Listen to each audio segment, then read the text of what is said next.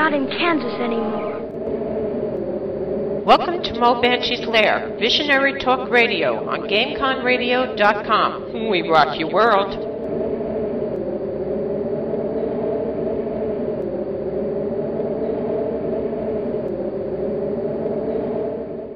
To Mo Banshee's Lair, Visionary Talk Radio on GameConRadio.com. We rock your game. Tonight we're going to rock your world with Paula J. Caplan, who has written a book, When Johnny and Jane Come Marching Home. She'll be on in a minute time, but, you know, little tech things, that's all part of live radio. It all happens, and you know, things get a little crazy, and that's the way it is.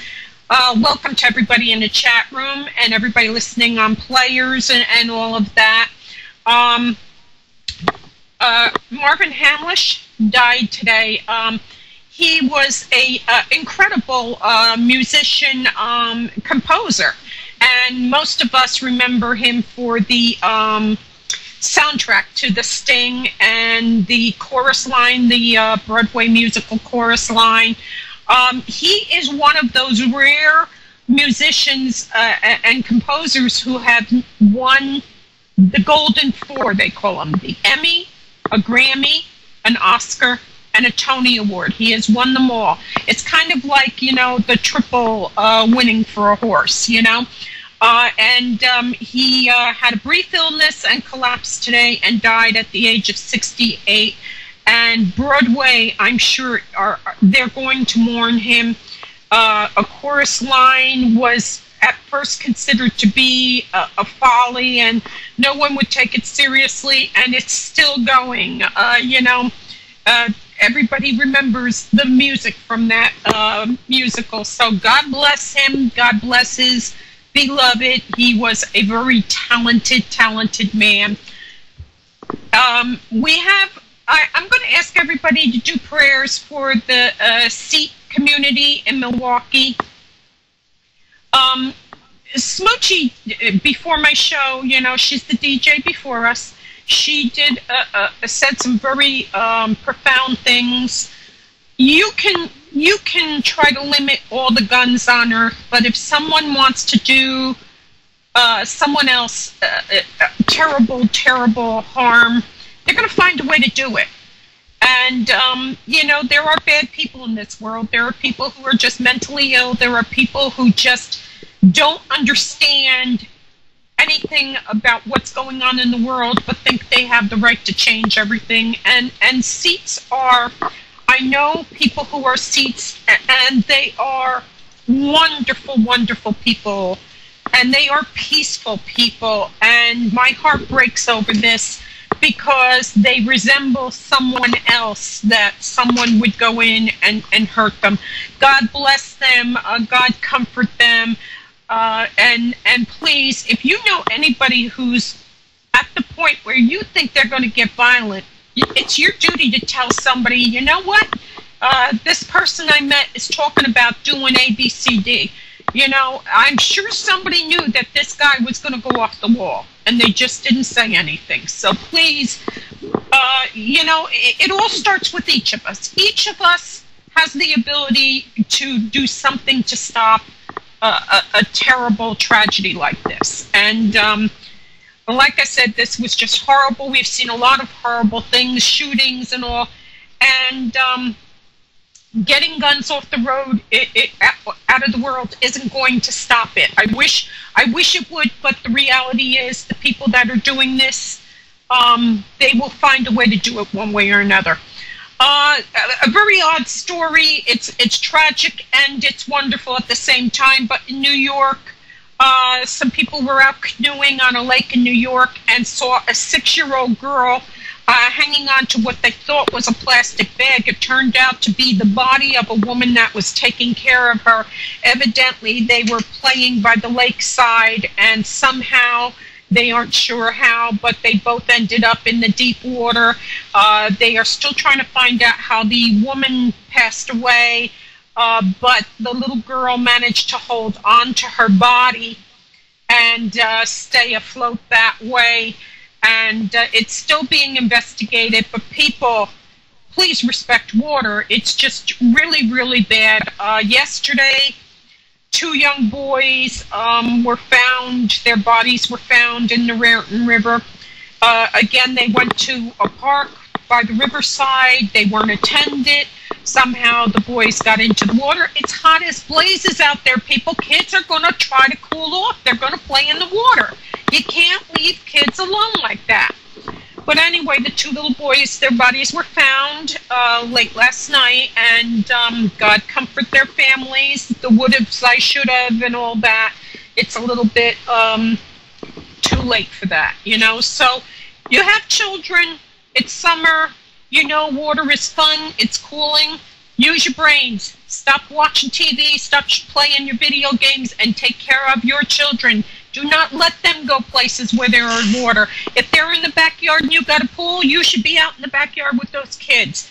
This kind of thing shouldn't happen anymore. And my last little rant today was, I'm really ticked off at the people in New Jersey on Route 9 in the Old Bridge area. I was scooting north on Route 9, and there's an overpass for Route 18. And I see this baby deer running along the highway. And it is obviously trying to get to the other side where its mom or whoever is over there. And it's running, and I literally had to use my car to block traffic to try to stop, because all he knew is he needed to get to the other side of the highway. And I'm trying to slow people down, and I've got my flashers on, warning something's up.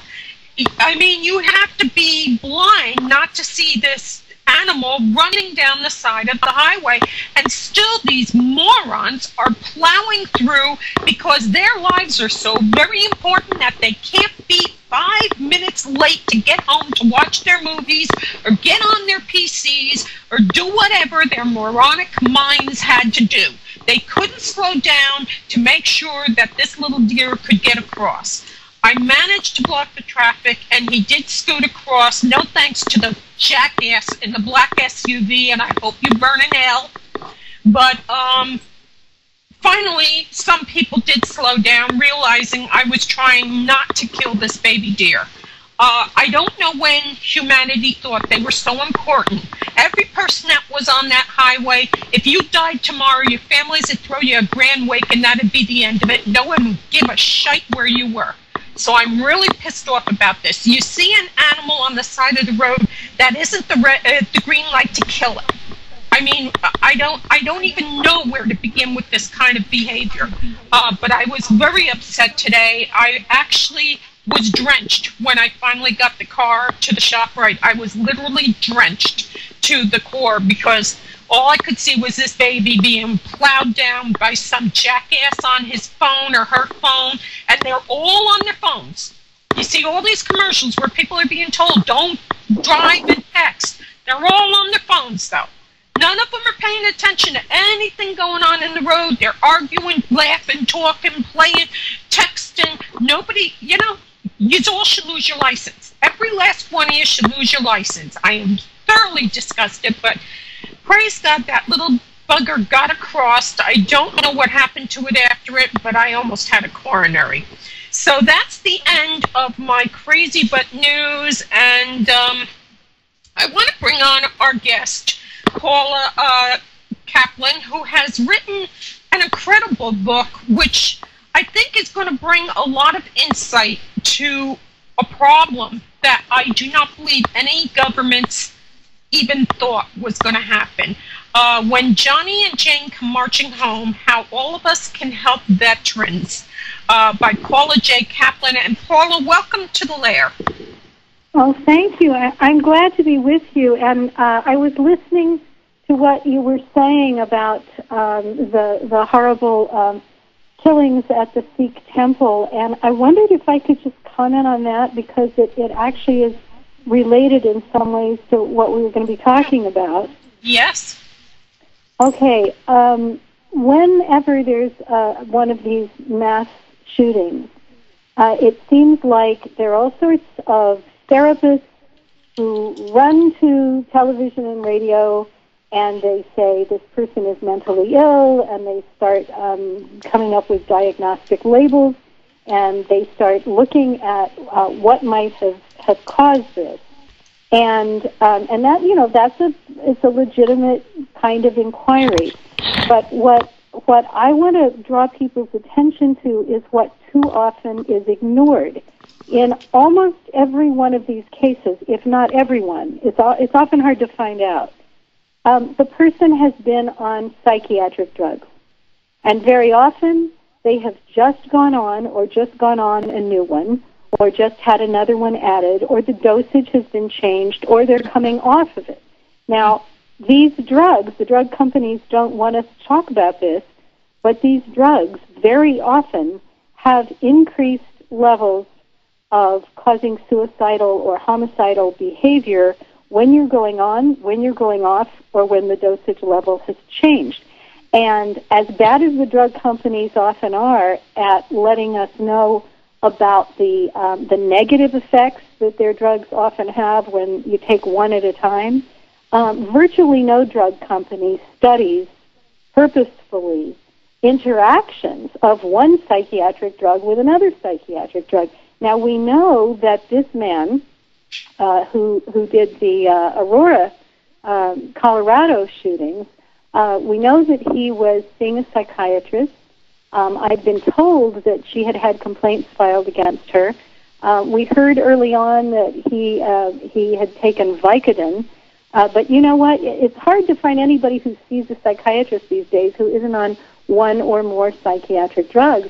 And someone I know who lives in the Aurora community said to me, they keep showing these this photograph of this guy in court, and he looks dazed, his eyes look glazed over, and you could say, people are saying, oh, see, he's obviously crazy, he's obviously really mentally ill.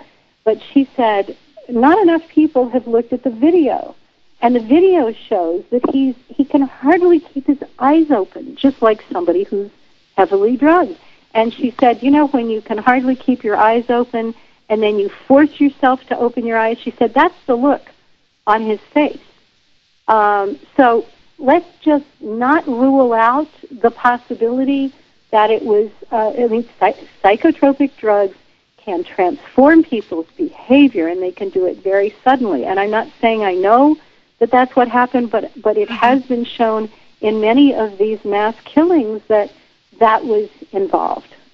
Well, when I looked at him in that, I thought he might have been coming down from the adrenaline rush, that crash. And I'm sure they probably already tried to start him back on some kind of medication or something. But that had occurred to me, too, because, let's face it, he's killing people. And, if hunters just think of the adrenaline rush they get when they kill a buck, or they go out and they kill that fearsome raccoon or that terrible squirrel that, is attacking the garden, and they get that, wow, I nailed it, Imagine killing a human being, what kind of a rush there is with that, So when I mean, there are all kinds of possible explanations.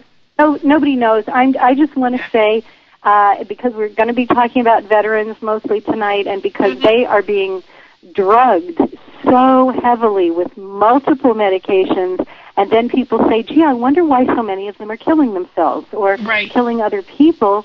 I don't understand why we keep treating it like it's a mystery. If you put people put enough people on psychiatric drugs, you're going to get an increased rate of suicide, and you're going to get an increased rate of violent behavior against other people. And the power of the drug companies is so enormous that somehow they manage to keep people from taking into consideration the possible role of these chemicals.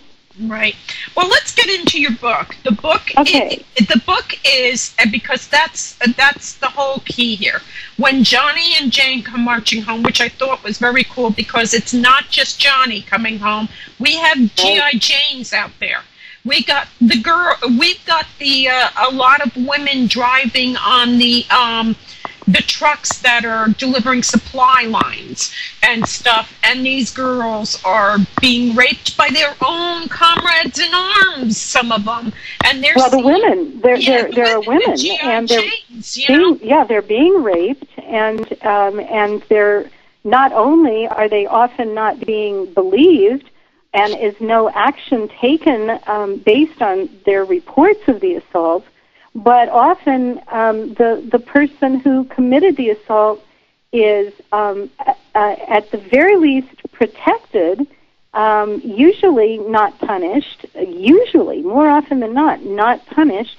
And I had a call from a woman just a few days ago who's going through all of this, and what happened to her rapist was that he was named the top whatever in 4 of their units put together after the superior officers knew that he had raped this woman. Right. A lot of times they're higher up in rank.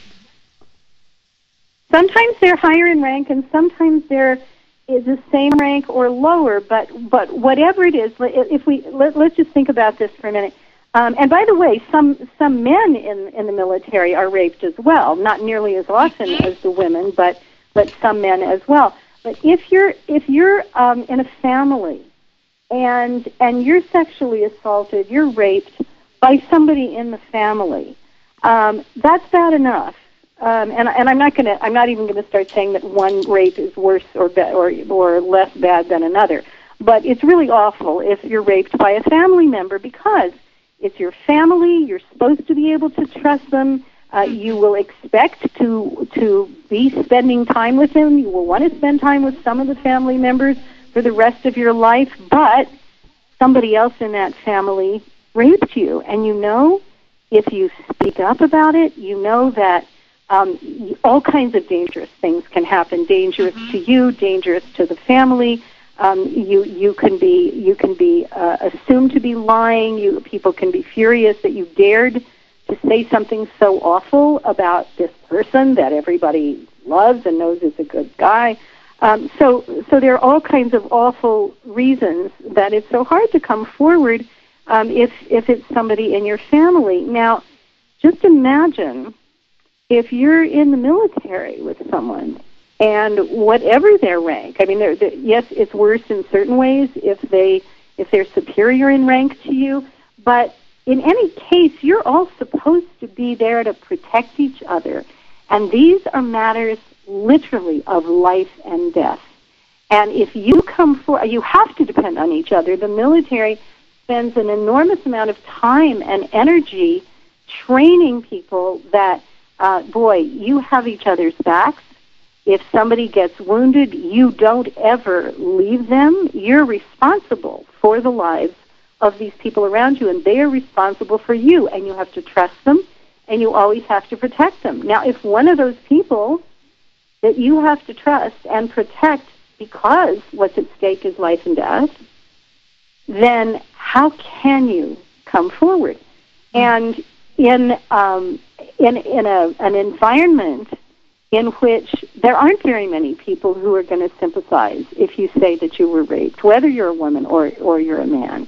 It's even harder. And then, on top of that, whom do you go to? The Service Women's Action Network and Protect Our Defenders and some other organizations are doing phenomenally important work, pointing out things like, in a lot of places in the military, you're supposed to go to the junior officer of your unit.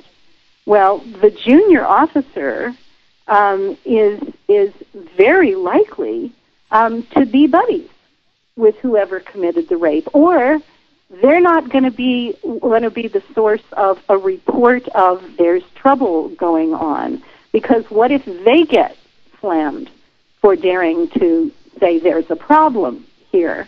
And if you go to a therapist in the military, I hear this time and again.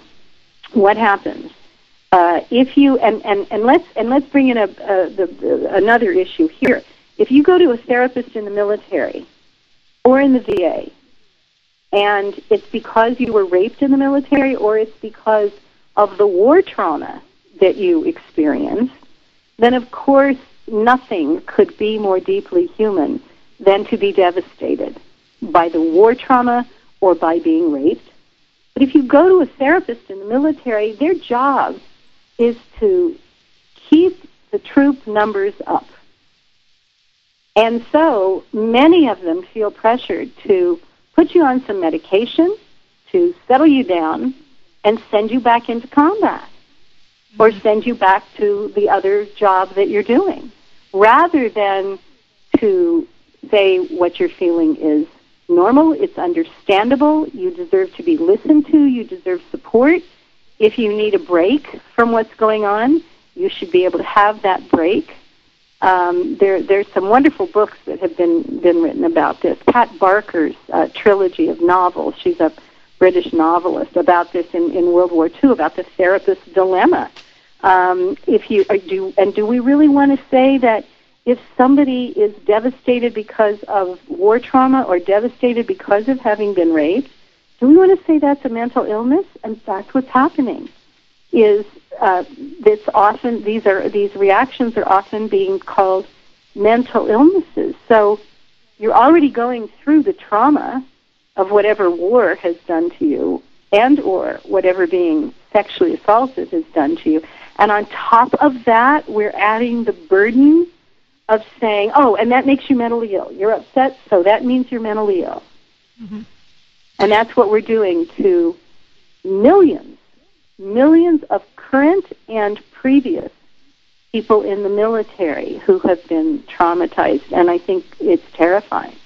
Well, I'm going to be devil's advocate here because, as I said, my son got hurt over in Iraq, and when he saw his doctor, the one thing that they made clear to us is this is, it's on his shoulders too, that the medication only is going to help you open up and relax so you can start to work towards healing. And, they tell them you've got to go for counseling. They encourage get-togethers with your peers under a controlled environment so you can talk with men or women that have been through it and they understand what you're talking about. So I'm not seeing that kind of, here, just take your medicines and leave us alone. But I am seeing resistance of a nature that, and I'm seeing a lot because I'm back and forth to the VA a lot. But, it's a two-way street. If somebody hands you a medication for diabetes, it's not a cure-all. You've got to change your diet. You've got to change your lifestyle. You have to do things too. And I'm seeing a tug of war. Some people think, well, I'm taking insulin. I don't have to worry about my diet anymore. I'll just take extra insulin. And I seem to see a lot of, well, I'm taking these pills. That's what they're for. I don't have to deal with what I saw or what went through me. So it's kind of really, there's a lot going on. And it's really hard. Let me respond to that. I think that if your son or other people that you know, if they are being given the chance to talk to other people who are going through this, and if there are therapists and civilians who are listening without judgment to what they've been through, and they're not just being put on medication and not just being put on long waiting lists, that's terrific. I'm always glad to hear about those kinds of stories. But those are exceptions, and here's how we know that. We know that from the military top brass themselves and from the top people at the VA. We know that because there was a lawsuit filed against the VA mental health system as a whole, and the Ninth Circuit Court of Appeals found that when they looked at the data, and these were data that the VA had gathered, the waiting lists were unconscionably long. People were killing themselves while they were waiting for a first appointment. The top brass in the military and the top people in the VA have repeatedly come out very publicly and said, we're really alarmed because we keep giving them more and more medications. And you know what? The rates of suicide and homelessness and family breakdown and substance abuse only keep rising. So we're going to give more medication. So they themselves have acknowledged that. So here's what happened, and I'm not blaming the military, and I'm not blaming the VA. Here's what happened. I've had 5 meetings at the Pentagon with various people, very high up. And the first time I went, I was very struck by the fact that when I said I'm really alarmed by the way that war trauma is being treated like it's a mental illness. And they said, we agree with you 100%. I said, oh, really? Because up to then, I'd been thinking, well, this is what the military is doing, and this is what the VA is doing. And then I said, wait a minute.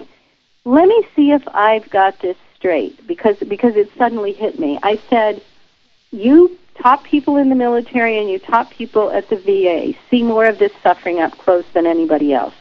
And you were worried. You wanted to help. And you said to yourselves, who knows how to fix emotional suffering? And then it was understandable that you looked around and you said, oh, the traditional mental health system. Because I'm a psychologist, and you know what?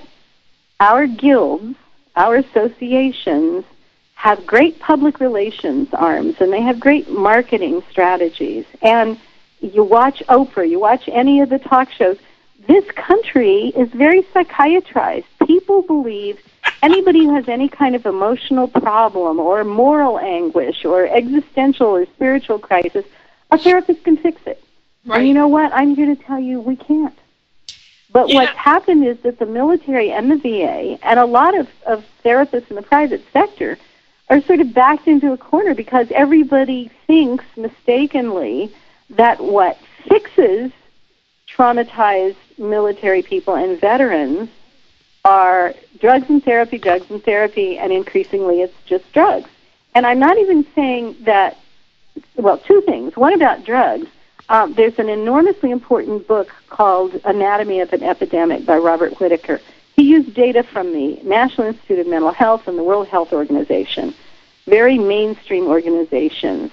And it's so clear that any psychiatric drug can help some people sometimes. Right. But they do far more harm than good. And with respect to therapy, there are some therapists who are very helpful to people who've been traumatized by war and or by military sexual assault.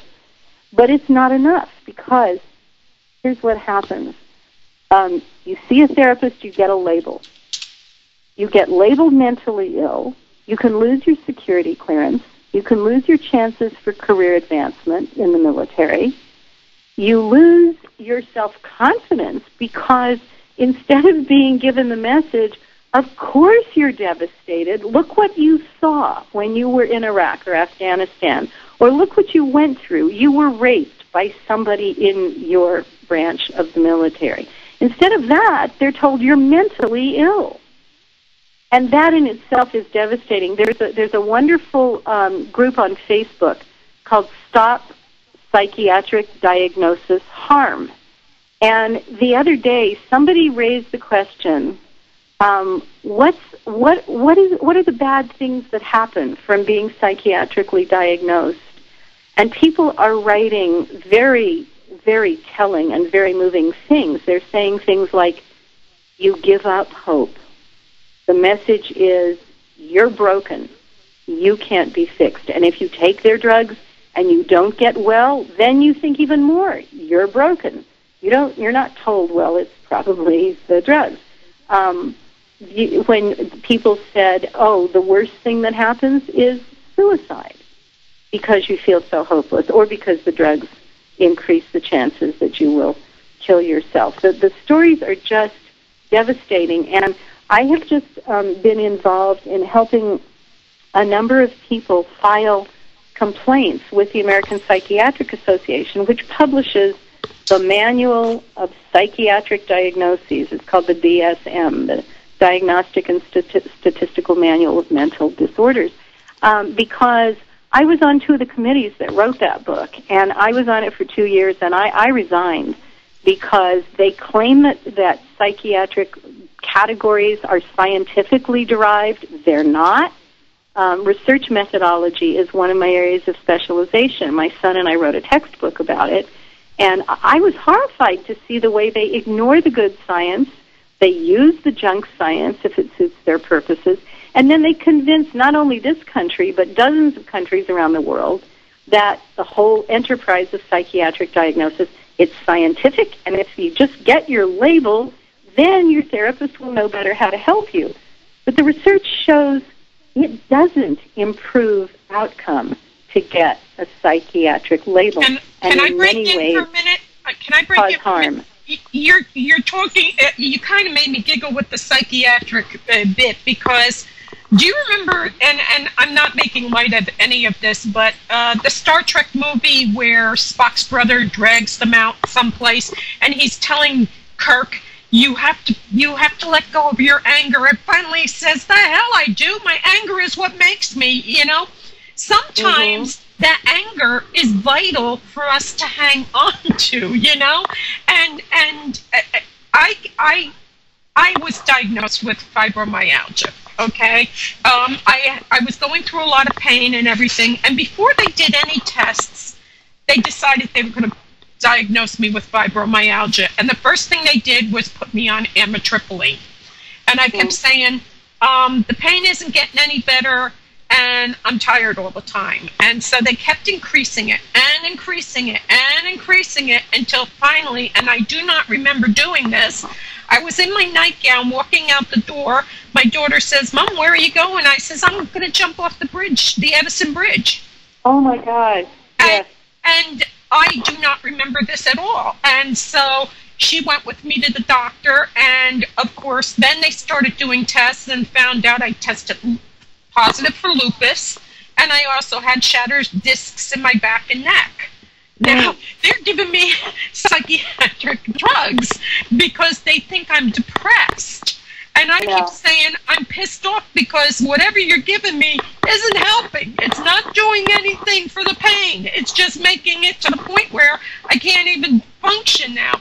So then they decided to give me, because I was having all this disc and nerve damage by now, the nerve damage was really, really bad. They gave me Lacera. And the first words out of their mouths were, this is not an antidepressant, because I says, I can't take antidepressants, guys. They make me depressed. And they're like, no, this isn't. I'm sitting in a library, and I do remember saying this. I was taking it for a month, and I thought it was the most brilliant thing I ever said in my life.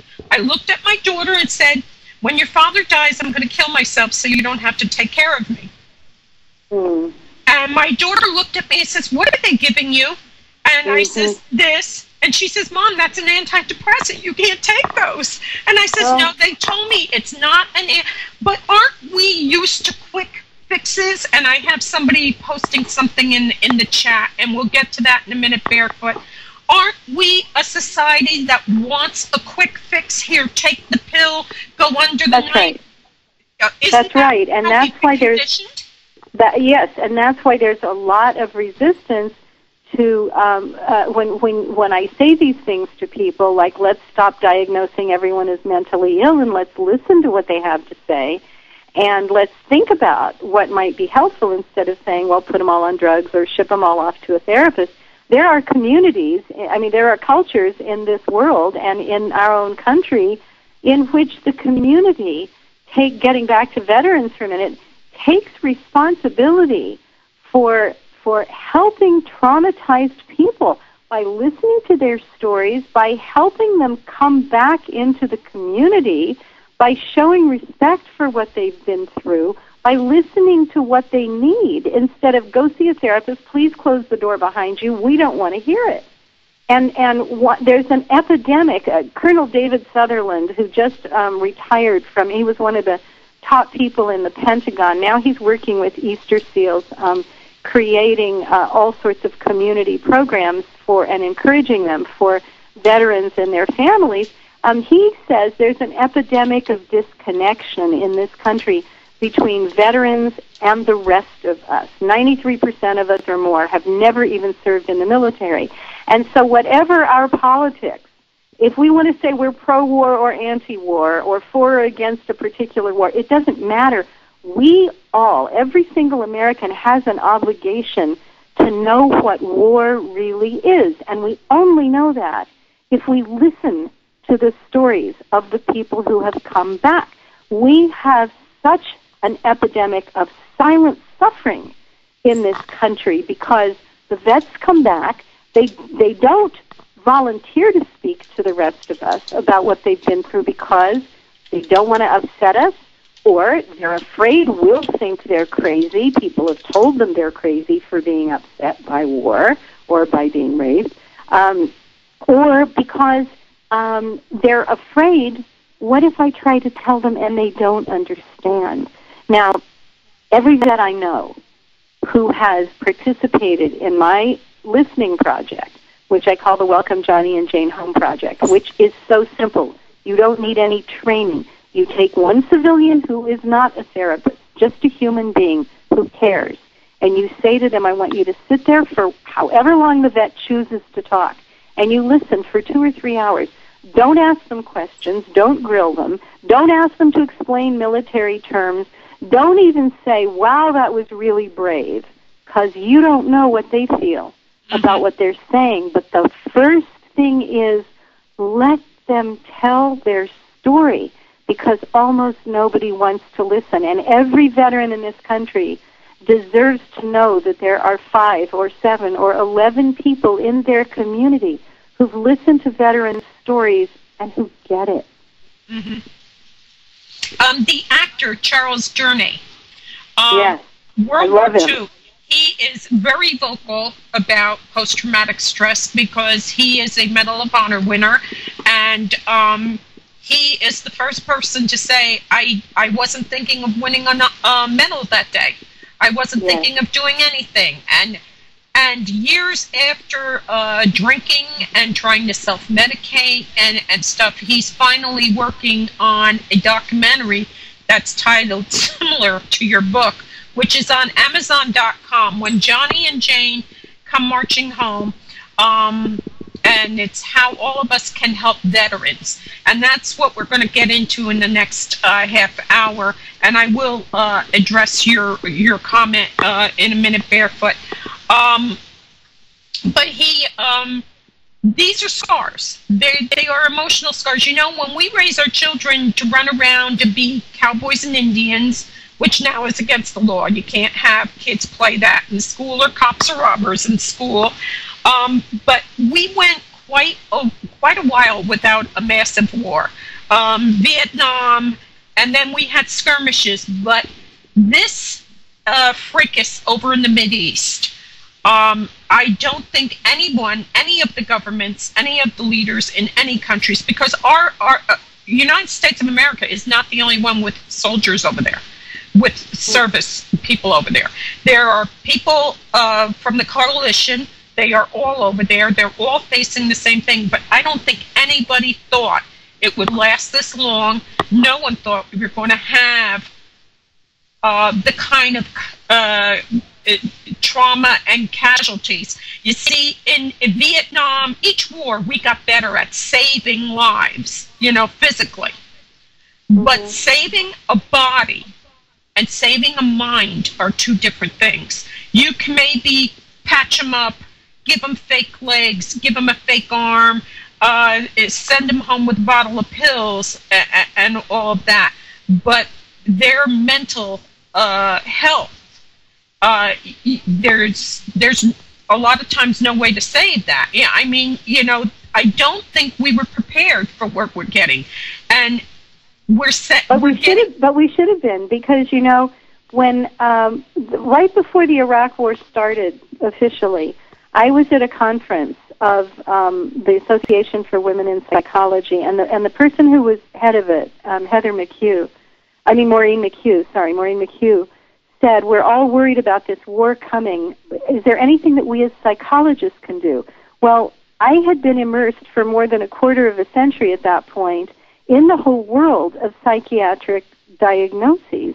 And I knew that our country had become even more psychiatrized than ever since the last war. I love that. And I thought, when she said that, it was like I saw in front of me that those old World War II newsreels. Only this time, what I thought, I was seeing was the huge numbers of soldiers who were going to be coming back from this next war and from Afghanistan, devastated because that's what war does to you. And I thought, oh my God, I know what's going to happen. The whole country is going to say, we know what that is. That's a mental illness. It's called PTSD, and I hope we get some time to talk about the problems with that label.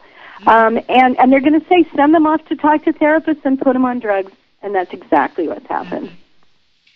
We're going to go to break, but before we go to break, the expression war is hell. That's not a joke. We're asking young men and women who used to run around in their backyards playing cowboys and Indians and watching the Lone Ranger and watching what are those ridiculous things, those Japanese guys that are all different colors, and then suddenly we hand them a real gun and tell them to go kill people and do things that we don't want to do. But it's always been that way. It's always been that way. The people who sign the declaration of war are very rarely ever involved in the actual battles. And that's right. I have a quote here, and it is well that war is so terrible, else we should grow too fond of it. And that was said by Robert E. Lee during the Civil War. So that gives you an idea that as much as we've excelled and times have changed, war hasn't. And really, it's very terrible. But you know how it has changed. There's an important respect, two important respects in which it's changed. One is that the amount of time that American soldiers are sent over to stay at war and then redeployed and redeployed and redeployed, that's never been done. George W. Bush started that practice, and that has been utterly devastating, and it's never been done like that before. And the other thing is that, and this is now a very well documented phenomenon, and I wish I could remember. I can't, but during World War I and even World War II, a very, very small percentage of people in the military actually shot and killed anybody. They went out and looked at battlefields, and they looked at where the bullets had gone, and they found that many of them had fired into the air. People are not naturally inclined to kill, and we aren't raised to kill. And so what the American military started doing when they realized this is in the last several wars, they have trained people to dehumanize the enemy much more than ever before. It's not that these are human beings who are doing horrible things. It's that they're not even real people. They don't value life. Forget that they have families. They don't care about their families, and on and on and on. And they've done other things to desensitize people to killing. And what happens, and I know people who've worked very closely with a lot of vets who've been in the worst combat and special forces people, and you know what happens? They dissociate. They split off their feelings, and they act like, well, it's not a person, and then either while they're in combat or at some later time, sometimes it's months later, sometimes it's years later, something about the humanness of whoever they've killed hits them. And can I tell just one quick story about that? Yeah, and then we got to go to break. Okay. There was a man who went to war in Iraq because he signed up on 9/11. He wanted to protect his family and America, and he wanted to liberate Iraq. And he felt that he had helped do that. And he was attacked by an insurgent, and every bone and every organ in his body was damaged, so the Army won't let him go back. And he sat there, and he told me that he would go back in a second if they would let him, because he thought that what he had fought for mattered so much. And then, following my own advice about just listening and not asking questions, just see what comes out, I just waited. And he said, but you know what? Every night when I try to go to sleep, I hear a woman scream. And I didn't say anything. And he said, see, there was this woman across the road from where we were, and we thought she had dynamite, and we thought she was going to kill us. So I killed her. And I just waited. And he said, and it turned out she did have dynamite, and she was going to kill us. And again, I just waited. And where, you might have been tempted to say, well, but it was self-defense then. I didn't say a word. He needed to say something. That's why he brought it up. And when I waited, he said, but every night when I try to go to sleep, it's her voice that I hear screaming. Because, you see, I wasn't raised to kill. Now, every American needs to hear that kind of story, because here was a man who thought that the reasons for going to war were justified, and he'd go back in a second if they'd let him. But think what he has to live with all the time. And if he had to do that in isolation and never tell anybody what he wrestles with, you can't survive that way. Mm-hmm. Yeah, you can't, the bottom line is they teach them you didn't kill people, you killed the enemy. Right. That's the only way they can do it. That's the only way they could possibly do the job, is they are the enemy. I killed them. I did not kill a person. I killed an enemy. And then when it's all over, they got to come back and deal with that. We have to go to break. The first song that I picked is someone that I know, John McDermott, one of the original Irish tenors. He has a beautiful album out called Remembrance, and it's The Wall, and it's about a trip to the wall, the Vietnam Memorial in Washington, D.C., and I thought it was perfect for tonight, so I hope everybody will enjoy it, and we'll be right back. This is GameCon Radio with Paula J. Caplan, and we're talking about Johnny and Jane coming home from the war and what happens now. We'll be right back.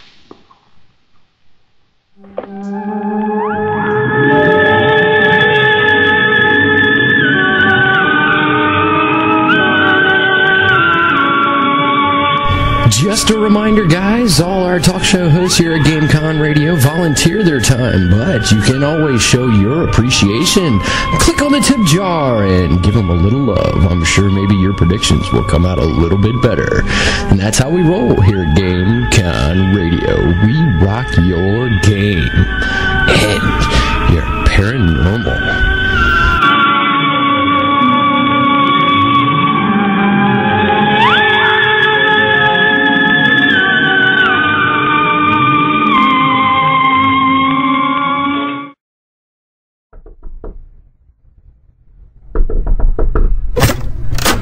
Yes? Hi, I'm here for the New York Ghost Tour. Sorry, we're closed.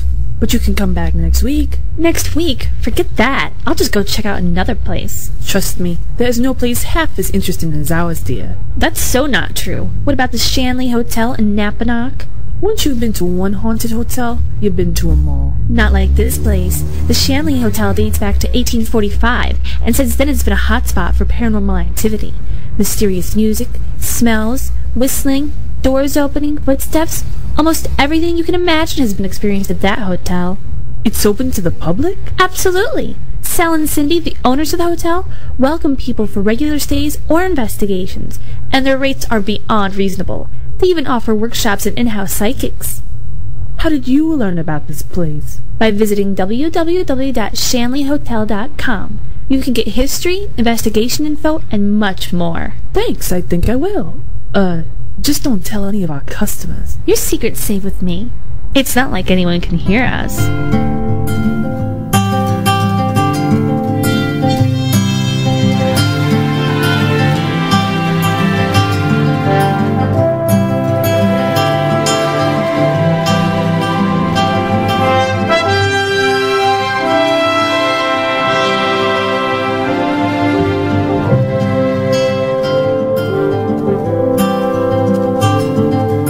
drizzly DC morning in the middle of July, my brother brought me downtown to the mall.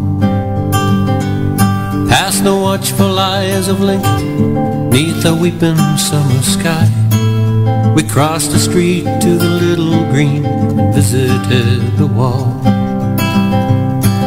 I remember I was nervous then, I guess a little scared, 'cause I wasn't sure how I'd react at all. To see the names of the servicemen who'd been recorded there, who'd heard the final roll call and assembled at the wall. And every name's a father, or a husband, or a son, or a daughter, or a brother, or a cousin to someone. Or a name might be a classmate, or a friend you may recall. There's nearly 60,000 fallen names waiting at the wall.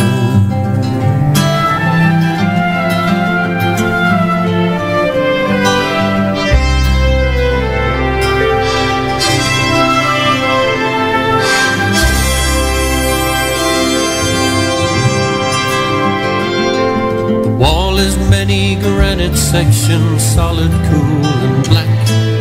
A visitor may pause to touch a name. It just seems that in the dark reflections, hands are reaching back, as if to greet and touch and hold the hands of those who came. Someone might stoop to leave a rose, a letter, or a poem, a message to a young man loved and lost, and to show they still remember those who never made it home, who built the wall so long and tall and paid the bitter cost. And every name's a father, or a husband, or a son, or a daughter, or a brother, or a cousin to someone. Or a name might be a classmate, or a friend you may recall. There's nearly 60,000 fallen names waiting at the wall.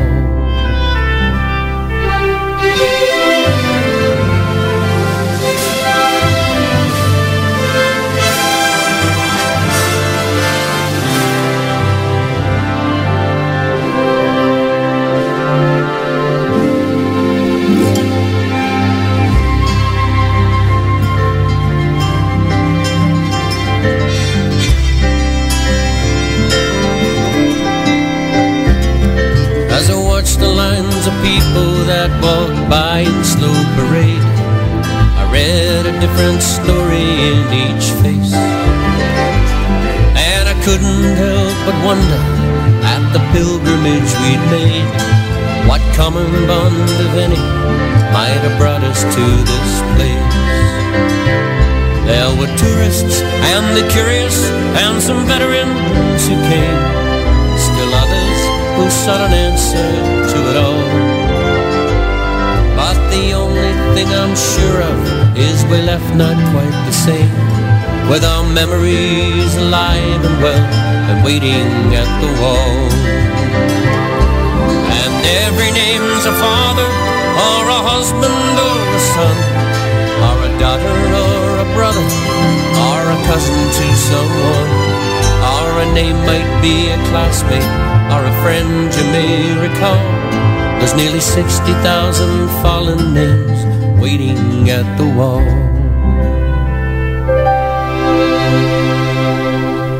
There's nearly 60,000 fallen names still waiting at the wall.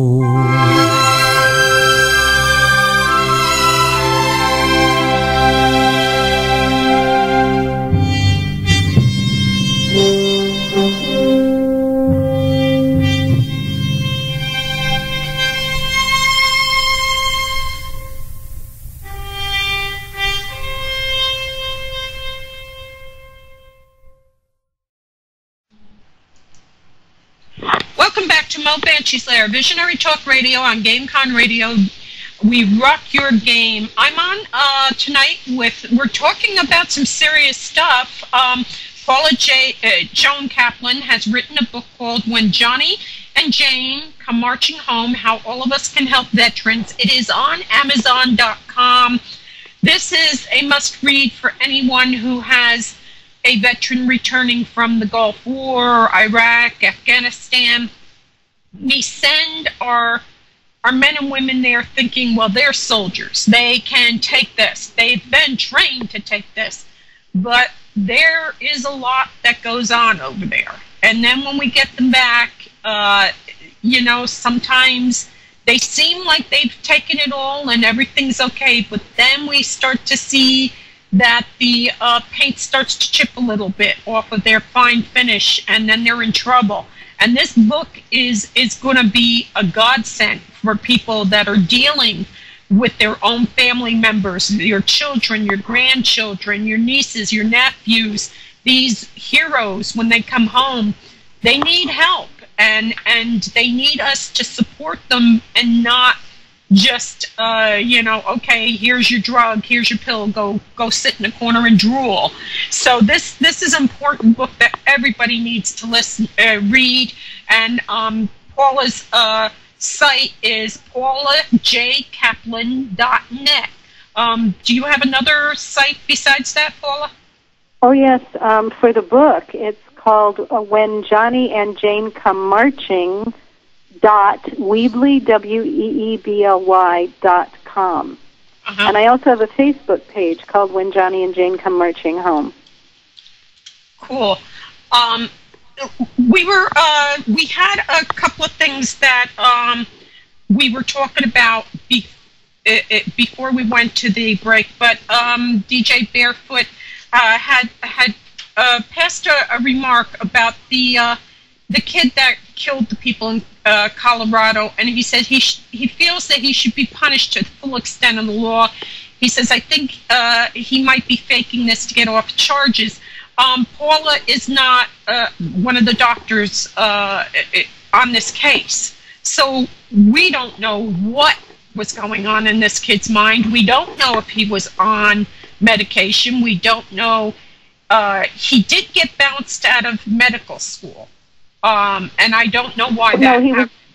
He was in a neurosciences graduate program. Right, and he got bounced out of it. But again, we don't know why any of this went on. I mean, right. Is he as mad as the Hatter? I have no idea, and Paula's not the doctor in that. So right. There's really no way we can, say, should he be... All I said, I want to be clear about this. I said this very carefully at the beginning of the show, that we don't know if he was on psychotropic medication. We don't know what else might have been going on with him. But what I said was, what's really striking is that broadcasters and commentators and other people are very quick to talk about whether the person is mentally ill, to talk about whether the person is evil. And how come the thing they so often just leave out is whether or not they were on psychotropic drugs? It's just, if we want to understand why people do these horrible things, don't we need to look at all the possible factors? And it is a documented fact that many of these mass shooters have been on psychiatric drugs. I mean, you heard Mo speak quite openly about how her mood was transformed just by taking uphill a relatively mild, you would think, psychiatric drug once or twice, and that happens all the time. And in fact, you know how people talk about the obesity epidemic in this country? Right. I've written about this too. I wrote about it in New Scientist, and I do a blog for Psychology Today that people might want to look at. I blog about veterans, and I blog about a lot of other things. And one of the things I've written about over and over, and there's a new journal called Fat Studies, and I wrote about it for there too, is that even the most respected media, PBS, even the First Lady, when they talk about the causes of the increase, the skyrocketing increase in the average American's weight, physical weight, They will talk about fast foods. They will talk about large portions of food and unhealthy food. They will talk about sedentary lifestyle as contributing to this increase in weight. And all of those are, of course, real reasons, real contributing factors. And the one thing that nobody ever talks about is that the skyrocketing of the average American's weight has taken place over the same period of time as the skyrocketing in the sales of psychotropic drugs, many of which cause enormous weight gain very suddenly, and it's not because, so the patients get hungry and then they stuff their faces.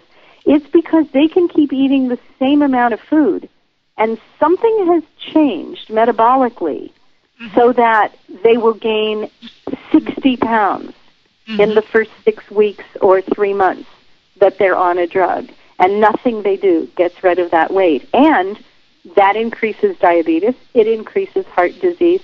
People who go on psychotropic drugs live 10 to 20 years less long for some of these drugs that are used like candy than people who don't take these drugs. It's killing people. These are killing people. And it's instead of us listening to other people's suffering and seeing how we as human beings and as communities can help. And I'm not saying nobody should ever see a therapist, and I'm not even saying nobody should ever ingest a psychiatric drug, but I'm saying a couple of things. That 2 criteria should be met, and this certainly goes for veterans and for people in the military, that if a professional says to you, I recommend that you do or take X, that professional should, A, tell you everything they can find out about what's known about the potential benefits and the potential harm from doing this or taking this. And that almost never happens. And in fact, it's hard to find out because when it comes to drugs, the drug companies are known to conceal so many of the negative effects. In fact, they call them side effects. That's a marketing tool. There's nothing side about them. If they happen to you, they're effects. They're negative effects. And the other criterion that should be met is that any person who recommends a particular kind of treatment, whether it's a drug or something else, should tell you about the whole range of things that have been found to be helpful to people who are going through what you're going through. Right. So, whether it's exercise, I'm told that in the United Kingdom now, the recommendation for people who come in and say they're feeling really sad, they're feeling really down, they're feeling hopeless and helpless, is physical exercise. Right. That has been shown to improve mood considerably, and it doesn't have the kinds of dangerous negative effects that that taking drugs have, and it doesn't involve pathologizing you. You don't have to be diagnosed with major depressive disorder in order to go for a walk or go on the treadmill every day. I walk on the treadmill every day, and I'll tell you why. Because I close the door, put my headphones on, and I take my pain med, and then I walk the treadmill. But that's my hour by myself. Don't ask me for anything. Leave me alone. That's my recoup time. So it's that time that you're spending on yourself. And that's what is so wonderful about it, you know? Time to yourself, but it also does good things for you physically, and it also seems to have direct effects on mood. I know people who have gotten on the treadmill, on the physical treadmill, in order to help them get off the so-called antidepressants that they were taking, and they found it really helpful. Right. Can I just go back to talking about veterans for a minute? Because you said something really important before the break. Yeah, I just wanted to say, with these medications, a lot of them you touched on weight. And that's a big thing we have going on here. We have somebody that has to take medication, and of course the weight went on. And suddenly it was, well, who wants somebody who's nuts and fat? You know? Yeah. So Yeah. it's a big issue why a lot of people don't want to take the medicines either.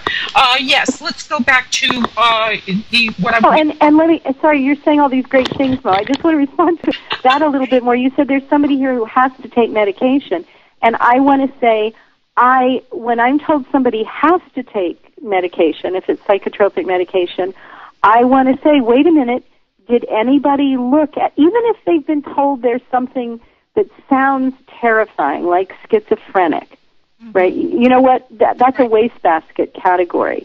I met with somebody the other day who's been told he's bipolar. There's no such thing as schizophrenia or bipolar disorder. There are people who have mood changes. There are people who have hallucinations or delusions. There are people who are suffering in various ways. We need to help them. We need to support them. But I said to this young man who sat there, he's 29 years old, and his finger and thumb started doing what doctors call pill rolling. It looks like you're rolling a little pill between your finger and thumb. You know what? People who have Parkinson's disease do that. You know who else does that? People who don't have Parkinson's, but who, because they're on psychotropic drugs, are getting Parkinsonian symptoms. That means their nervous systems are being damaged. This is a gorgeously handsome, bright, sensitive, funny young man, and he has so much potential, and all they will do is put him on drugs. And I said, how often do you see your therapist? He said, once a month. And I said, oh, so it's just a medication check. And I said, do you ever talk to him about the things that you've gone through? And he looked at me and he said, I don't want to talk to him. So where is the person in this young man's life who, instead of saying, just take your drugs, will listen to the horrors that he has been through? Mm-hmm. He's there for him. So to the person that you said who's there who has to be on medication, I want to say, I want to know, has anybody worked with them to try to find out what could possibly be helpful to them besides taking the medication? And when somebody is put on medication that causes this great weight gain, how often do you think somebody like that has been told, I want you to take this so-called antipsychotic drug, or whatever it is, but I want you to know that a significant number of people will gain 60 pounds in the first few weeks or few months, and they won't be able to take it off, and it is very likely to shorten your lifespan dramatically, and it's not very likely to make you into a better functioning human being. So how many people are told that and given that choice? It has been suggested that he take part in discussion groups with peers and with that kind of thing. And when they say no, and they do not want to discuss it, I'm not going to discuss it, I'm not going to go to these, I mean, what are these doctors supposed to do when they can't get any cooperation from these people to go to the next step? Okay, this isn't a fix. We need to get you into counseling. We need to get you into meetings and stuff. What about that? Because that's a lot of what I'm seeing across the board with a lot of these people. Well, a part of the problem is that you know, I mean, I use the term all the time, we are a psychiatrized country. And so so many people have believed the hype that if you feel anything other than happy, it's a brain disorder. Mm-hmm. And the thing that will help you is to get a psychiatric diagnosis, one or more, and then get on a medication that is going to be presented as though this will fix you. Now, and what I'm saying is, you know, if you watch the commercials, if you listen to the talk shows, if you listen to Dr. Drew and all these people who seem to have all the answers, and they're usually quick and easy, then of course you don't know any other way to think about what to do about your suffering. You're suffering and you cannot bear it.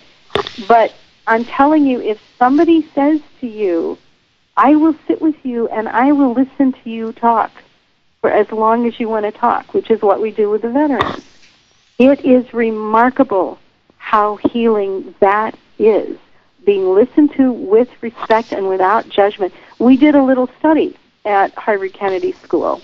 Didn't have much funding, so there weren't tons of people in it. But we had non-therapists, civilians, who didn't go through any training.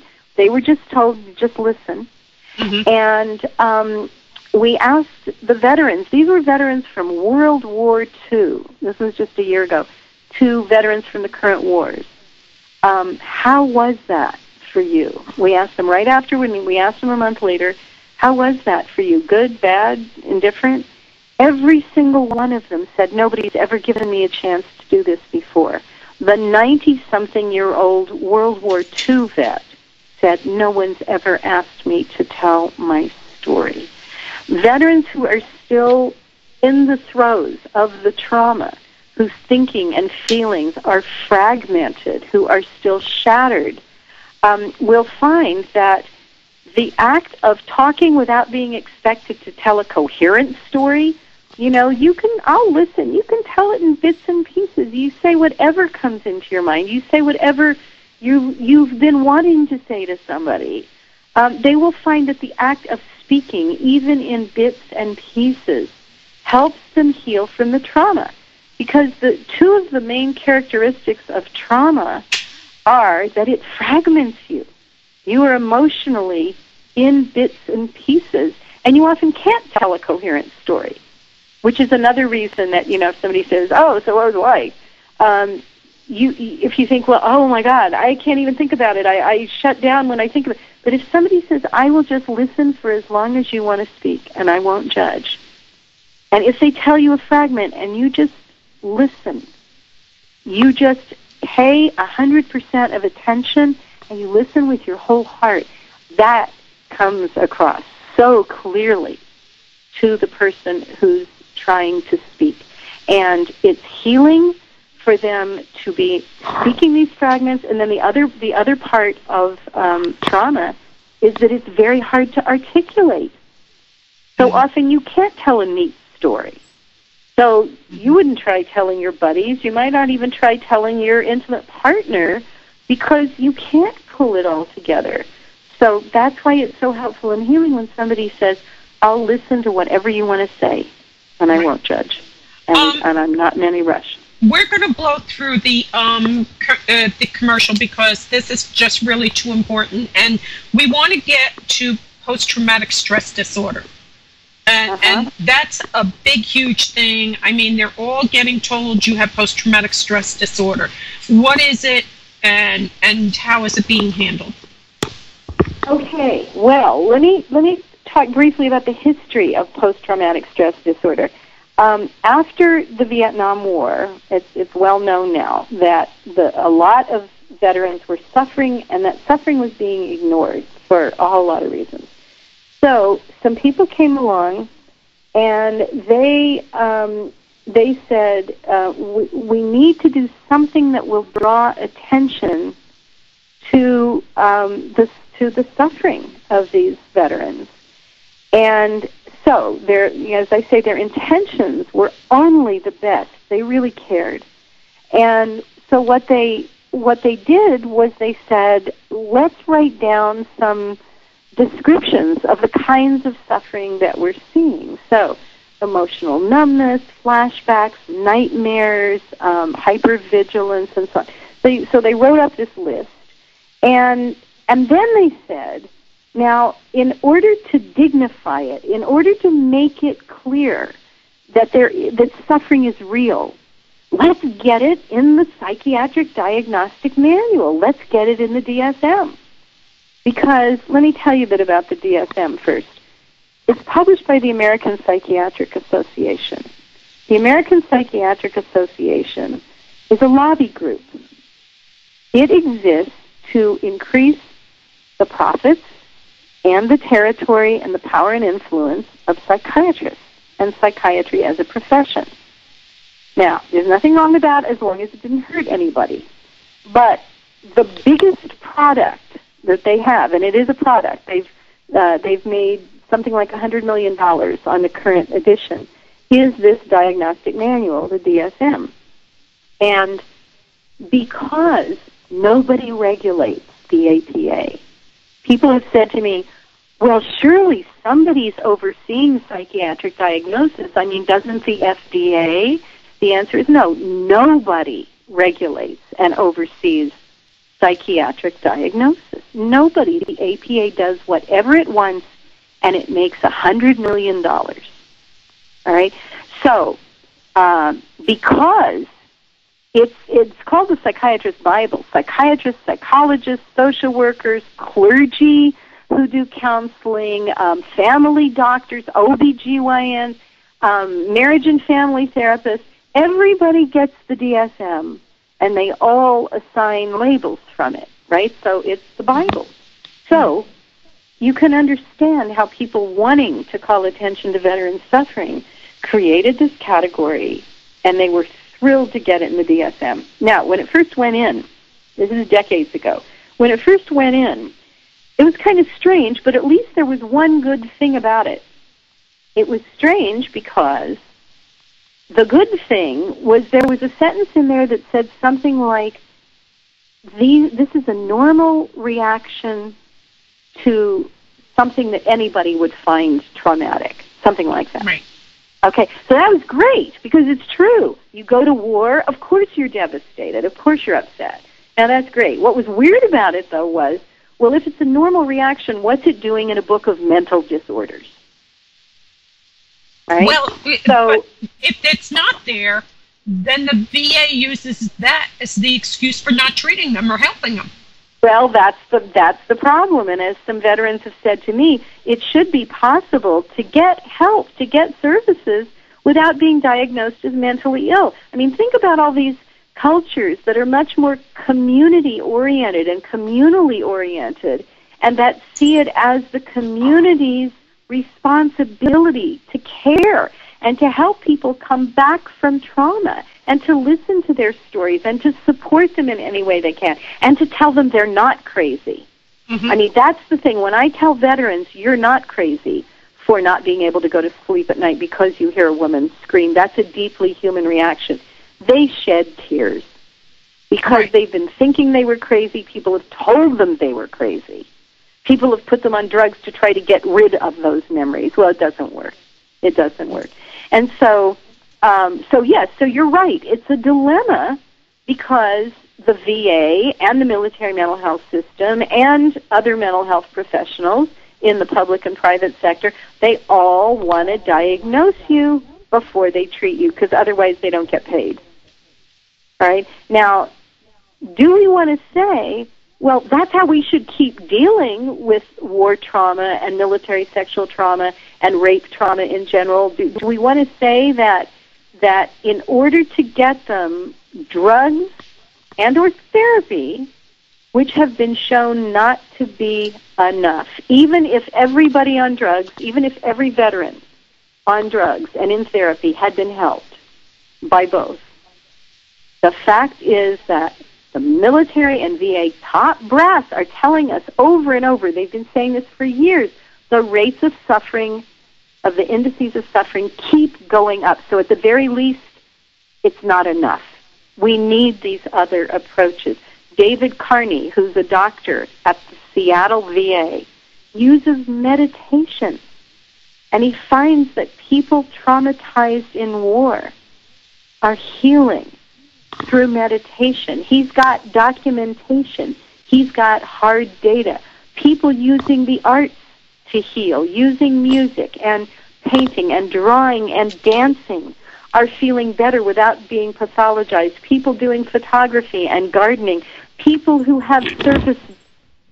So if they can't trust a person, they can trust the dog. They can connect with a living being. People who have their stories listened to are getting better. So, back to PTSD for a minute. Okay. It served the purpose of calling attention to the suffering of many vets, but unfortunately, it contributed to treating them like they were mentally ill because war upset them. And then, the American Psychiatric Association, they're always fiddling with the wording of their various categories, not because the science warrants it, but just because they do for various reasons, political reasons, whim, whatever. And so guess what? In the current edition of the DSM, that really crucial sentence, that this is a normal reaction to a horrible situation, is gone. There is nothing in the description of PTSD that suggests that this is a deeply human, understandable, not sick reaction to the horrors of war or rape or whatever the trauma was. Furthermore, let's think about this. If you and I have just met, and you know I'm a person who, and I say I was diagnosed with post-traumatic stress disorder, that tells you something awful happened to me. It doesn't tell you anything else. Right. Well, you could have witnessed 9/11. You could have been in New York that day. Been hit by a bus. I could have been in anything. You could have had a child die on you. Yeah. That's right. So it puts a curtain between the person with this label and anybody who cares about them or who wants to just understand what happened to them. Now, what did we used to call this? In the Civil War, they called it soldier's heart. Soldier, there was the word for war. It was clear battle fatigue it was called at one point. Combat trauma, war trauma, shell shock, all of those words made it clear, war did this. Rape trauma makes it, right? And so we, and frankly, if you're a therapist and you want to help me, or if you're just a person who wants to understand and try to help, then if I just say I have post-traumatic stress disorder, that gets in the way. Now, one other thing, and by the way, I think there are political reasons that some people want to use this, and it's because it masks what war really does. Right. So I think any time we use post-traumatic stress disorder, instead of saying they have war trauma, I think we all participate in covering up what war really does. Yeah, I need to interrupt you for a minute. Isn't there a movement to have the D removed from it? Yeah, and let me just finish one other thing about it, and then let's to the D, okay? Because I want to talk about the S, the word stress. Stress is. I was at the gym, and my watch had stopped, and I thought, "Oh my God, I'm going to be late for this interview." That's stress. If you listen to somebody, boy, this is still hard for me to talk about because I live all the time with the knowledge of the stories of what so many vets have they've been through, okay? And I know you know this personally as well. All right, if you listen to the story of anybody who's been at war and they saw a buddy get blown in half, or they tried to save 5 people that were close friends of theirs, and they only saved 3. Or they lost both of their legs. Now, they will feel despair, terror, profound grief, shame, a sense of helplessness, hopelessness, moral anguish, anger, spiritual conflict. That's not stress. I think calling it stress does such a disservice to what they've really been through. Now, so those are the problems with the word post-traumatic and the word stress. So yes, General Corelli, who used to be in the Pentagon and he's now out, he's working with Patrick Kennedy, he has suggested that we change the D for an I, that instead of calling it post-traumatic stress disorder, we call it post-traumatic stress injury, or some people have said just call it post-traumatic stress. Well, A, we're still left with the problems with post-traumatic and with stress. B, everybody is so, we've got hundreds of millions of people who know the term post-traumatic stress disorder.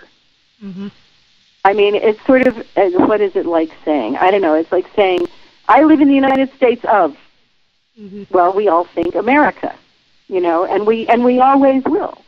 And taking away the D or replacing the D with an I, if you leave it in the manual of mental disorders, you're still calling it a mental disorder. And then when you call it, if you call it a post-traumatic stress injury, some people have said, well, that's better than disorder because injury implies that, you can recover from an injury. Well, right, but you know what? You can't. Sometimes you don't recover from an injury. And the same thing with a disorder. Some people are no longer diagnosed with a disorder after having been diagnosed with a disorder. And I think that all of that is just window dressing. It's just a Band-Aid. We need to start calling it what it is. And, if you think about this for a moment, not even with regard to veterans, but just if a friend calls you and says, I'm depressed, you kind of don't know what that means. That's so vague. Everybody always says they're depressed. Mm-hmm. But if she says, I'm lonely, we get it. Now we know what's happening to her. And we have a better sense of what might be helpful to her. Or if she says, I'm grief-stricken because somebody close to me died, we get that. If somebody says, I lost my job, I've been applying for jobs, I feel hopeless. We get that. In other words, I'm encouraging people to use the words that the novelists and poets use and that ordinary people used to use until the DSM got to be so influential and until everybody on all the talk shows started throwing these terms around. Anything that distances us from human experience is hurtful, and it's certainly not helpful. I wrote an essay on my Psychology Today blog, and it's also on the blog that I do on the When Johnny and Jane Come Marching website, and it's called The Astonishing Power of Listening. And, I have a PhD. I was a professor at the University of Toronto. This book is my 12th book. I've taught at Harvard, and people, when people hear me say things like, listening is astonishingly powerful, or let's use words like forlorn, grief-stricken, lonely, instead of depressed, or when I say let's use words like devastated, horrified, terrified, helpless, instead of PTSD. Mm-hmm. They think it's kind of weird because we're so used to thinking that only jargon can be helpful, only jargon is to be respected, but there must be science behind it. And when you come back to here's the thing. Through all these decades, when mental disorder has been gaining so much popularity, and when therapists have come to be believed to be able to fix anything, which we certainly cannot, during that time, what is consistently shown to help, regardless of what your label is, are the ordinary human things of being listened to, of being respected, of having somebody really think about what you're saying and really figure out, is there another perspective that could be helpful to you, or what other kinds of things have been helpful to somebody who's going through what you're going through. Shad Meshad is a social worker and Vietnam vet, and he went through hell in Vietnam himself. And after the Vietnam War, here's what he did. And he realized that it was really good for vets to be able to talk to each other, knowing they'll get it. They were there. They've been through it. And I'm very much in favor of that, too. I just think we can't stop there and have vets just isolated in their own all-vet communities. We have to make sure they get connected with the wider community as well. But for all kinds of reasons. But anyway, so Shad Meshad, so after Vietnam, he said, vets need to talk to other vets. And vets were telling him all the time that they hated going to the VA, these huge fortress-like buildings, and they were treated so impersonally, and they got diagnosed and so on. And this was even before they were being medicated all that much. Well, so he conceived of something that's just beautifully simple. Let's give vets a place that's not a really forbidding structure. Let's get storefront places. And let's say, vets, you can come and hang out there together. And he got the VA to make this happen. They're called vet centers.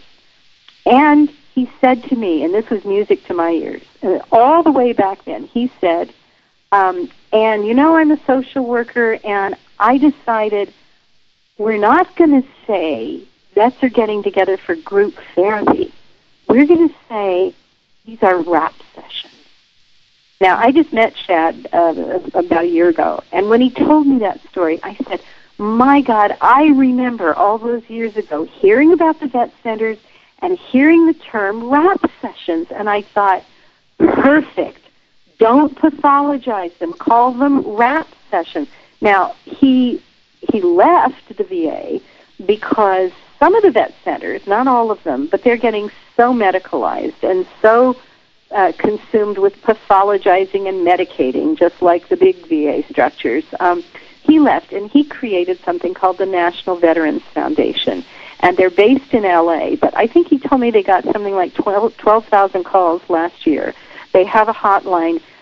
Mo, they are getting calls from people in the military who are currently in Iraq, in Afghanistan, and are desperate and are begging for help.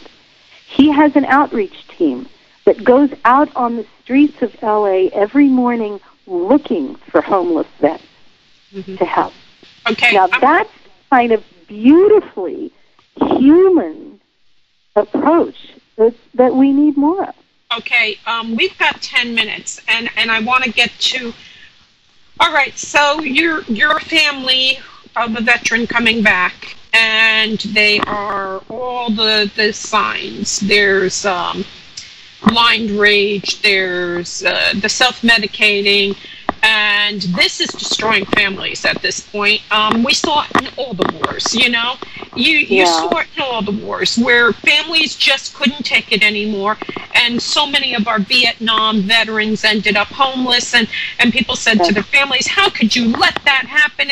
But you don't understand. We couldn't do anything more. We couldn't get them to go for any kind of help. We couldn't get them to stop the drinking. So what do you have for us that's something tangible we can put our hands on? Because this war doesn't stop with the victims of the war. It takes the toll of the people that were in it and then their families. So it's a domino effect. Absolutely. And see, this is what breaks my heart is that as long as we say they have PTSD, send them to therapists, put them on drugs, we have so much suffering by the vets themselves and by their loved ones that this, even for the majority of Americans who don't really live near or have close relationships with a vet or a member of their family, these people are transforming this country in ways that we don't begin to conceive of yet. And so we need to pay attention, and we need, all of us need to help.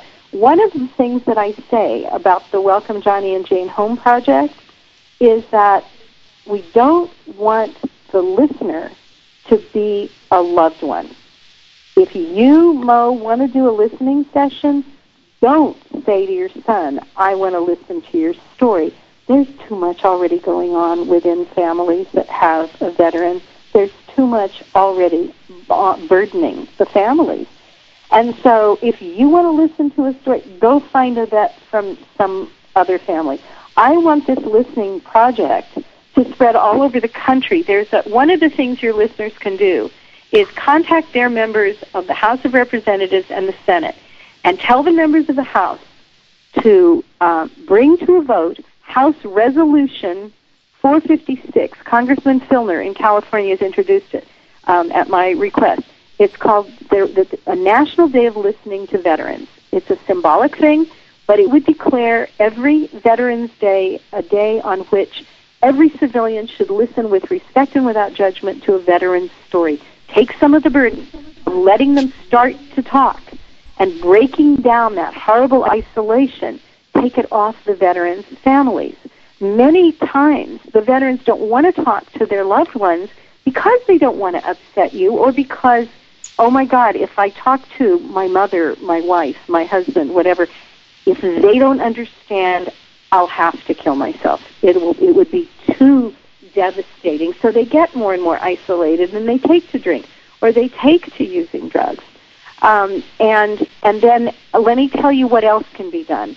At Harvard Kennedy School at the Ash Center for Democratic Governance last November, I organized a conference that we called A Better Welcome Home, Transformative Models for Helping Veterans and Their Families. And you can see these videos. I'll tell you how to see them in a minute. What we did was we had 29 different people, each of whom was helping veterans heal in a way that doesn't involve pathologizing them, doesn't involve high-risk things like drugs. And each one just spoke for 5 minutes in everyday language, just looked at the camera. Mark Harris is an Emmy-winning director, and he filmed all this. Just looked at the camera and said, here's what we do to help vets. And it was everything from Impassioned, who in Indiana trains service dogs for traumatized vets, Robert Shetterly, who helps people, vets who want to be politically active through Veterans for Peace, John Judge, who works with a group called Choices. He brings veterans from all political stripes into the high schools to tell their stories to the students there. People who use meditation, David Carney. We had John O'Sullivan from the Department of Defense, who uses outdoor physical exercise to help people heal. We had so many different approaches.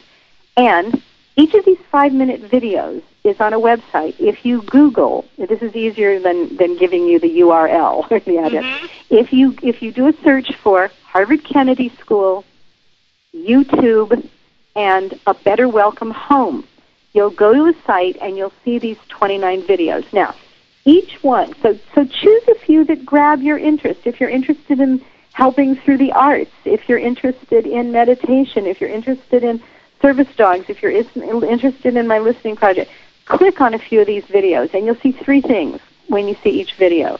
This is meant to be a national education and involvement project, because I'm all the time hearing people say, I want to help vets, but, they're mentally ill, so since I'm not a therapist, there's nothing I can do, and they walk away.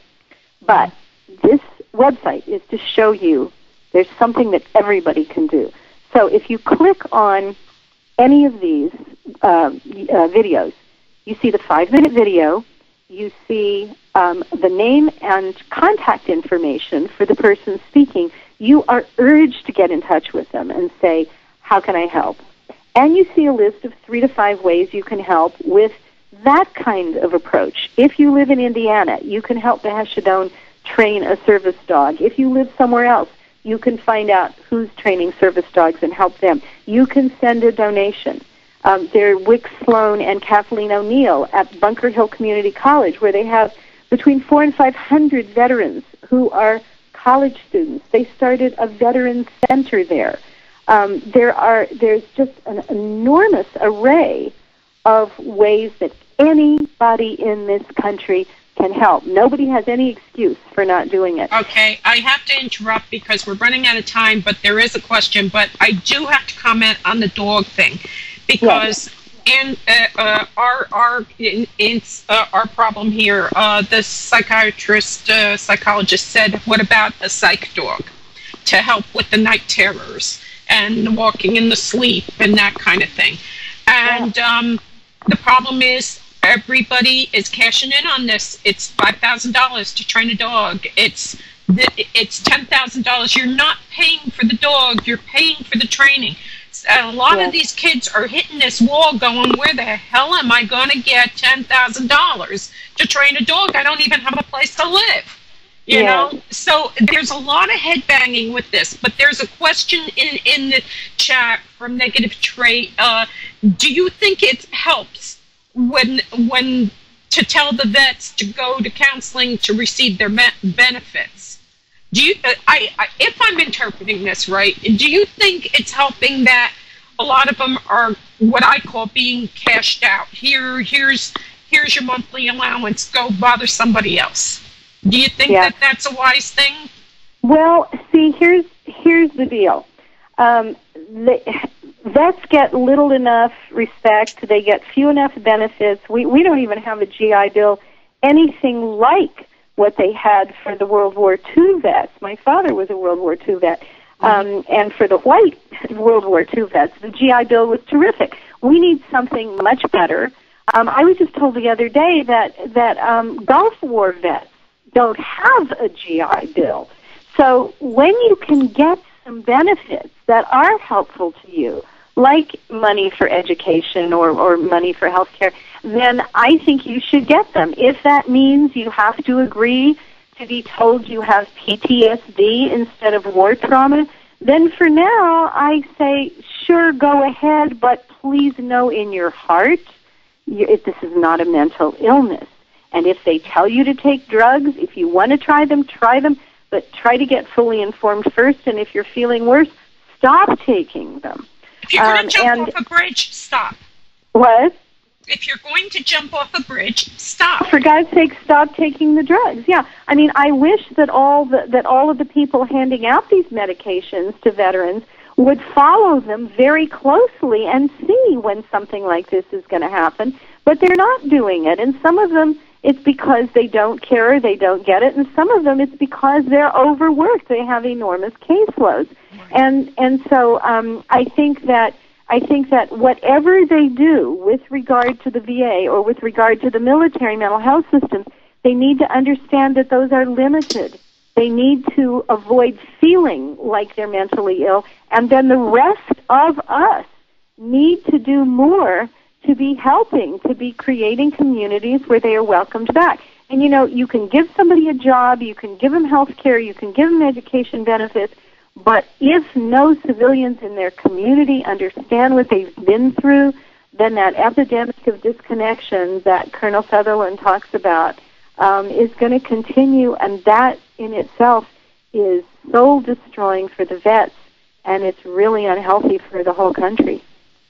I want you to tell them again where your sites are. Your book is on Amazon.com. It is, and Barnes & Noble. And Barnes & Noble. When Johnny and Jane Come Marching Home. It's MIT Press, and it's won 3 awards to my delight, because that's to see that the people giving the awards care about veterans. That really has mattered to me. The website for the book is whenjohnnyandjanecomemarching.weebly.com, and there's a place on there where you can send me your story or a fragment of your story, anonymously or not, and we're posting Vets Tell Their Stories. Sometimes it's easier to write it or write a bit of it and to tell it to somebody. We've got lots of stuff on there. There are videos of me giving talks about these things, and then I blog there as well. I blog on Psychology Today. It's Caplan with a C, Paula Caplan, and also I have a website called psychdiagnosis.net. We're about to start a new one because I can't add anything to that one because of the technology. That's going to be called psychdiagnosis.weebly.com, and there we're going to have stories, including a veteran's story, of people whose lives have been ruined because they got a psychiatric label. If people have suffered harm because of getting a label, whether they're veterans or not, I hope they'll get in touch with me through the When Johnny and Jane Home website or through the Psychology Today site, and let me know, because I'm putting together some materials that people can use to file their complaints against the APA for what they're doing. There needs to be a black box warning on the DSM saying, warning, using labels from this can destroy somebody's life, and the APA needs to be spending some of its $100 million in profit to redress some of the harm and prevent future harm. Mm-hmm. I want to thank you so much for coming on, and maybe you can come on again, because I know there's a million things we should have said, could have said, but we just ran out of time.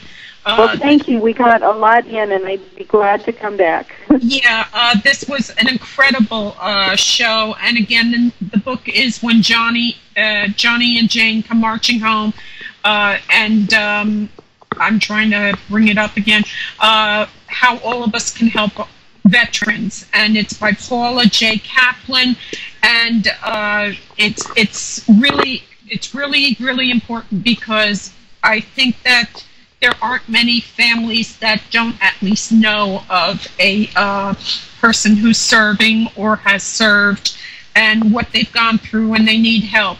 Next week, we are going to try to solve a real cold case. Elizabeth, New Jersey, 1966. Wendy Sue Wolin was murdered. She was a 6-year-old child. She said the man punched her, he stabbed her. We're going to try to solve it with Captain James Todd Mooney from the Elizabeth, New Jersey Cold Case Department. And this is, I'm asking anybody who knows anybody who was in the area back then to put their thinking caps on. We're going to play music to try to jar your memory, music that might have been on your car radio back then as you cruise through the roads of Elizabeth, New Jersey, Union County in New Jersey. It's a cold case. And then on the 21st, child actress Beverly Washburn, Old Yeller, and a whole bunch of other great movies is going to be on and talk about real tears, R-E-E-L.